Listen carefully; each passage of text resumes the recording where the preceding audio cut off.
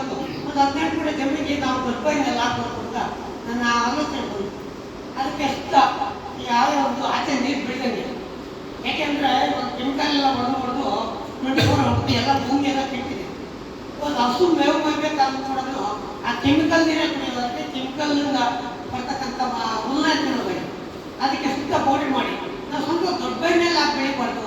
ಅಣ್ಣವರನ್ನು ನೋಡಿರ್ತಕ್ಕಂಥವ್ರು ದೊಡ್ಡ ಬೈನಲ್ಲಿ ಅವ್ರಿಗೆ ಶಕ್ತಿ ಇರ್ತದೆ ಅಂತ ನಾವು ಸಣ್ಣ ಹುಡುಗ ನಮ್ಮ ಇಡೀ ಮಾಡಿಬಿಟ್ಟು ಈ ತುಪ್ಪ ಅದಕ್ಕೆ ಹಾಕ್ಬಿಟ್ಟು ಏನೇ ರಸ ಇದ್ದಾಗ ಇಲ್ಲಿ ಇದು ಬರ್ತಾ ಇತ್ತು, ಅದನ್ನು ನಾವು ಟೇಸ್ಟ್ ಮಾಡೋದು ಟೇಸ್ಟ್ ಇತ್ತು.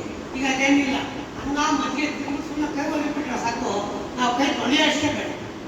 ಮೇಡಮ್ ಅವ್ರ ಬಗ್ಗೆ ಹೇಳಿದ್ರು, ಬೇರೆ ಕಂಟ್ರಿಗಳ ನೀರೇ ಬೇಕಿಲ್ಲ. ನಿಜಾನೆ ಆಗ್ತದೆ, ನೀರಿಗೆ ಪ್ರತಿಯೊಂದು ಹನಿಗೂ ಇಂಪಾರ್ಟೆಂಟ್ ಇದೆ. ಒಂದು ಹನಿ ಮೇಲಿಂದ ಬರ್ತಕ್ಕಂಥದ್ದು ಆಲೋಚನೆ ಮಾಡ್ತಾ ಇದ್ದೆ. ನಾನು ಬಂಡೆ ಮೇಲೆ ಒಂದು ಬಿದ್ದು ಹೊಡೆದೋಗ್ತೀನಿ ಏನೋ, ನಾನು ಅಯ್ಯೋ ಬೆಂಕಿಯ ಬಿದ್ದರೆ ಸಿಗೋಗ್ತೀನಿ ಏನೋ, ನಾನು ಏನಾದರೂ ಅಯ್ಯೋ ಬಿದ್ದರೆ ನೀರಿನ ಬೆಂಕಿ ಅಂತ ಸೇರ್ತೀನಿ, ಅಥವಾ ಒಂದು ಹಳೋ ಹೂವಿನ ಜೊತೆ ಸೇರಿದ್ರೆ ನಾನು ದೇವ್ರ ಕಳಿಸಿರ್ತೀನಿ.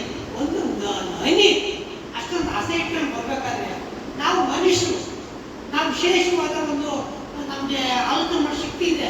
ನಾವು ಯಾಕೆ ಆಲೋಚನೆ ಮಾಡ್ಕೊಂಡು ನಾವು ಪ್ರಶ್ನೆ, ನಾವು ಏನಾಗ್ತದೆ ನಮಗೆ ಅಲರ್ಟ್ ಆಗೋದಿಲ್ಲ.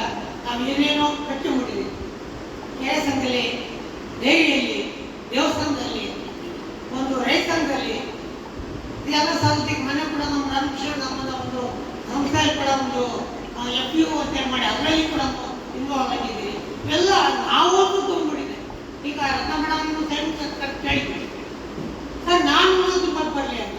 ನಾನು ಬಂದಾಗ ನಾವು ಒಳ್ಳೆ ಬಟ್ಟೆ ಹಾಕ್ಕೊಂಡು ಒಳ್ಳೆ ಕಾರಲ್ಲಿ ಓಡಾಡ್ಕೊಂಡು ನಾನು ಚೆನ್ನಾಗಿದ್ದೆ.